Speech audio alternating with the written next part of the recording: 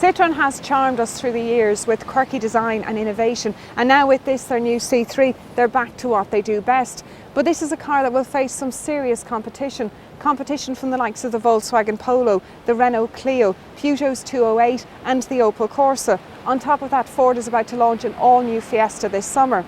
So with radical styling, is the Citroen C3 as exciting as it looks?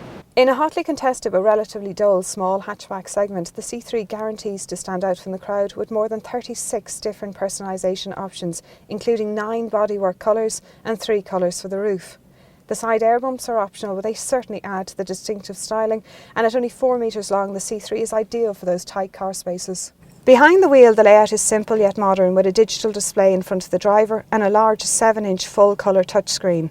As you would expect in this price range, there's a vast swathe of plastic in the cabin, but there are enough nice quirky touches to distract the eye, including a fully integrated HD camera located behind the rear view mirror. This saves the previous 30 seconds of your journey prior to any incident.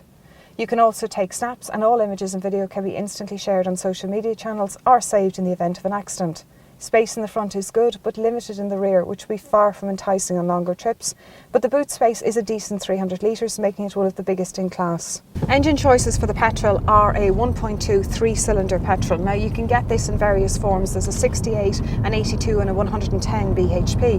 However, if you do a lot of driving, you might want to opt for a diesel. There is a 1.6 turbo diesel. Now the most powerful produces 100 bhp. This, our test car, has 75 bhp with 230 newton metres of torque. It does a top speed of 171 kilometers per hour, and it goes from 0 to 100 in 11.3. Now this sounds quite slow, but actually on the road it feels an awful lot livelier. Now, as I said, the 1.2 petrol engine is a really good option if you don't do a huge amount of driving. It's really gutsy, and there's enough poke in it to be entertaining on the road, and it also sounds quite good. You also get this nice accurate 5-speed manual gearbox, and no matter how hard you drive it, it is very economic. In terms of fuel consumption, Peugeot reckon in the petrol range you'll get about 4.7 litres per 100. That's about 60 miles to the gallon, and CO2 emissions are 108. The petrol obviously isn't as economical as the diesel. The diesel produces a very impressive 3.6 litres per 100. That's about 78.5 miles to the gallon, and CO2 emissions are just 93, so you're going to be paying 180 in motor tax a year. Citroen has built a reputation on building cars that are comfortable to drive, and the C3 certainly doesn't disappoint. It has a smooth ride, it's refined, and it's very comfortable on the road. Also, the controls are all very light, and it's very quiet when you're driving it, regardless of whether it's diesel or petrol. In terms of price, it's also very good value. It comes in 3 trims: touch, feel and flare. Now, the entry-level petrol, the 1.2, starts at 15,490, the diesel at 17,890.